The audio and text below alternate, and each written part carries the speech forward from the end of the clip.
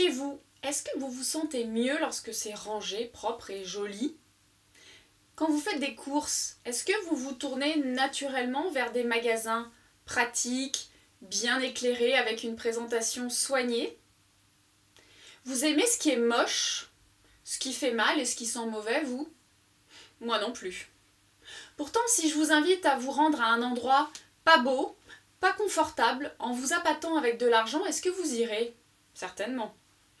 Et si la somme d'argent est suffisante pour payer vos factures et vous permettre quelques achats plaisir en plus, vous y retournerez, sûrement. Bien sûr que oui, comme nous le faisons tous d'ailleurs, mais au prix de quels efforts? À quel point ça pèse sur votre morale et sur votre santé de travailler jour après jour dans un environnement moche, sale et inconfortable? Voudriez-vous plutôt doubler votre confort avec deux stratégies simples et accessibles à tous?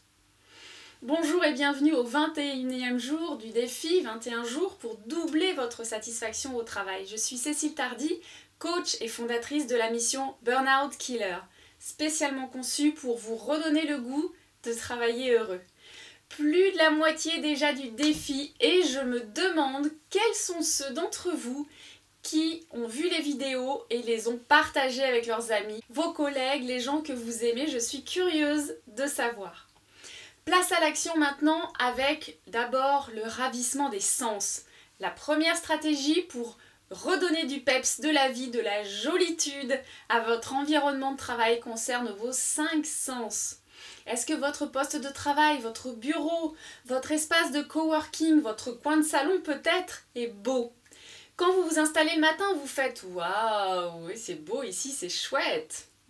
Si c'est pas comme ça, je me demande moi pourquoi un espace de travail, ça devrait être juste fonctionnel, virgule, vilain, pas beau. Alors pour arranger ça, il vous faut des photos de vos paysages préférés, de vacances, de rêves, des photos de vos proches, des photos inspirantes. Et puis aussi une plante que vous allez soigneusement arroser, des huiles essentielles, une bougie que vous pouvez aussi avoir parfumée, un fauteuil, un tapis de souris qui sont douillets, qui sont jolis. Ça, c'est le minimum vital. Et après, votre créativité va faire le reste. Bien entendu, si vous en avez la liberté, accrocher un beau tableau au mur, mettre une musique de fond, un beau tapis, une lampe avec un éclairage spécial. Et surtout, que ce soit aussi joli, vos pots à stylo, les bacs pour ranger. Moins vous avez de bazar sur votre bureau, moins vous allez avoir de bazar dans votre to-do list et plus vous allez être perçu comme quelqu'un d'organisé, de fiable. Mettez un code couleur pour faire votre tri, mettez des étiquettes, trouvez ce qui vous correspond et trouvez ce qui vous fait sentir à l'aise. Votre bureau doit aussi être votre cocon zen. Branchez un casque pour vous isoler des bruits dérangeants si vous êtes en open space. Attention, pas trop fort la musique pour ne pas non plus abîmer vos tympans. Et n'oubliez pas votre ordinateur préféré avec un fond d'écran inspirant, des applications à vos couleurs, un classement pratique et qui vous fait gagner du temps. La deuxième stratégie concerne votre confort, les TMS. Vous connaissez les troubles musculo-squelettiques. Ils sont malheureusement de plus en plus répandus, même chez mes jeunes clients de moins de 25 ans qui en souffrent. Voyons quelques règles simples qu'il est toujours bon de rappeler parce qu'elles sont rarement respectées. Souvenez-vous que votre corps est votre seul véhicule, votre unique véhicule dans cette vie qu'il faut en prendre soin jour après jour.